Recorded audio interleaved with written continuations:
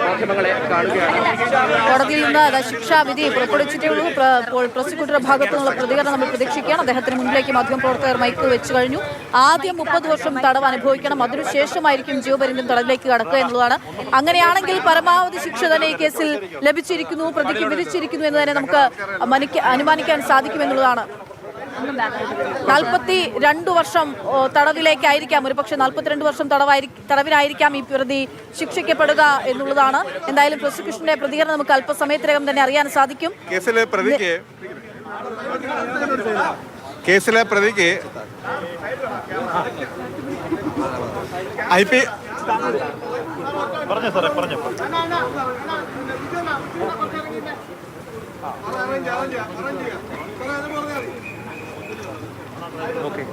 പറയട്ടെ, പ്രതിക്ക് ഇന്ത്യൻ ശിക്ഷാ നിയമത്തിലെ 302 വകുപ്പ് പ്രകാരം ജീവപര്യന്തം കഠിന തടവും, വധശ്രമത്തിന് 307 വകുപ്പ് പ്രകാരം 10 വർഷം കഠിന തടവും, 326 വകുപ്പ് പ്രകാരം മറ്റൊരു 10 വർഷം കഠിന തടവും, ആശുപത്രിയിൽ അഗ്നിക്രമം കാണിച്ചതിന് 5 വർഷം കഠിന തടവും, അതുകൂടാതെ 323, 324, 332, 333 വകുപ്പുകൾ പ്രകാരമുള്ള ശിക്ഷകൾ ഉൾപ്പെടെ ആദ്യത്തെ 30 വർഷം ശിക്ഷ അനുഭവിച്ച കഴിഞ്ഞതിന് ശേഷം പിന്നീട് ഡോക്ടർ വന്ദനാദാസിനെ കൊലപ്പെടുത്തിയ കുലകുറ്റത്തിന് ജീവപര്യന്തം ശിക്ഷ സ്റ്റാർട്ട് ചെയ്യും എന്നാണ് കോടതി കണ്ടെത്തിയിട്ടുള്ളത്. അതുകൂടാതെ പിഴശിക്ഷയും കോടതി ഇതിനോടൊപ്പം തന്നെ ഉത്തരവുണ്ടായിട്ടുണ്ട്. അപ്പോൾ ആദ്യത്തെ 30 വർഷത്തിന് ശേഷം മാത്രമേ ജീവപര്യന്തം ആരംഭിക്കുകയുള്ളൂ.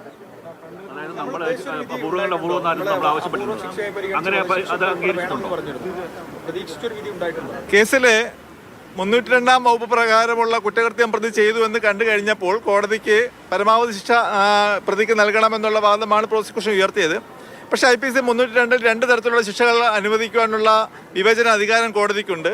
അതുകൊണ്ട് തന്നെ കോടതി ഇത് അപൂർവമായ ഒരു കുറ്റകൃത്യമല്ല എന്ന് കണ്ടെത്തിയതിൻ്റെ അടിസ്ഥാനത്തിലായിരിക്കണം ജീവപര്യന്തം ശിക്ഷയിലേക്ക് ഈ പ്രതിക്ക് കോടതി ഉത്തരവുണ്ടായിട്ടുള്ളത്. അപ്പീല് ഈ കേസിലെ പ്രതിക്ക് കോടതി ഉത്തരവിട്ടിരിക്കുന്ന ശിക്ഷ ശരി പോരാ എന്നുള്ള ഒരു ചിന്താഗതിയുടെ അടിസ്ഥാനത്തിൽ ശിക്ഷ വർദ്ധിപ്പിക്കണമെന്നുള്ള ഒരു അപ്പീൽ ഹൈക്കോടതിയിൽ ഫയൽ ചെയ്യാൻ വേണ്ടി പ്രോസിക്യൂഷൻ റെക്കമെൻഡേഷൻ കൊടുക്കുന്നതാണ്.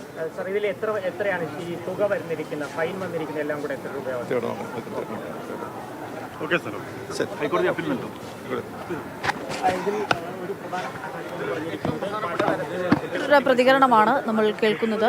അതിൽ ഏറ്റവും പ്രധാനപ്പെട്ട കാര്യം ഹൈക്കോടതിയിൽ അപ്പീൽ നൽകും. കാര്യം വധശിക്ഷയായിരുന്നു പ്രോസിക്യൂഷൻ തീരുമാനിച്ചിരുന്നത്, എന്നാൽ അതിലേക്ക് കിട്ടിയില്ല. അതുകൊണ്ട് തന്നെ അപ്പീൽ നൽകും എന്നുള്ള കാര്യമാണ് ഇപ്പോൾ പ്രോസിക്യൂഷൻ.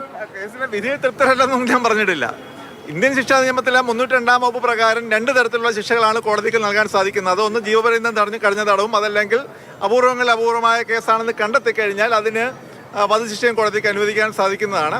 ഇവിടെ ഇത് അപൂർവമായ കുറ്റകൃത്യമാണ് എന്ന് കോടതി കണ്ടെത്താത്ത സാഹചര്യത്തിലാണ് 302 പ്രകാരമുള്ള അടുത്ത ശിക്ഷയായ ജീവപര്യന്തം കഠിന തടവ് കോടതി ഉത്തരവിട്ടായിട്ടുള്ളത്.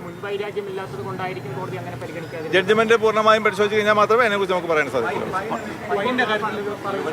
ഫൈനിന്റെ കാര്യത്തിനകത്ത് ഇന്ത്യൻ ശിക്ഷാനിയമത്തിലെ 302 പ്രകാരം 1 ലക്ഷം രൂപ പിഴ കോടതി ഉത്തരവുണ്ടായിട്ടുണ്ട്. അതുകൂടാതെ മറ്റു വകുപ്പുകൾക്കും കോടതി പിഴ ഉത്തരവുണ്ടായിട്ടുണ്ട്. അതായത് പ്രതി ജീവിതകാലം മൊത്തം ജയിലിൽ കിടക്കാകല്ലേ? ഈ പറഞ്ഞിരിക്കുന്ന തരത്തിൽ നോക്കുകയാണെങ്കിൽ 30 വർഷത്തിന് ശേഷം മാത്രമേ ജീവപര്യന്തം കഠിന തടവ് ആരംഭിക്കുകയുള്ളൂ എന്നുള്ളത് കൊണ്ട് സ്വാഭാവികമായും ഒരാളുടെ ജീവിതത്തിലെ അവശേഷിക്കുന്ന കാലഘട്ടം മുഴുവൻ, പ്രതിയുടെ ജീവിതകാലഘട്ടത്തിലെ അവശേഷിക്കുന്ന കാലഘട്ടം മുഴുവൻ പ്രതി ജയിൽ ശിക്ഷ അനുഭവിക്കേണ്ടി വരും. അതുതന്നെയാണ്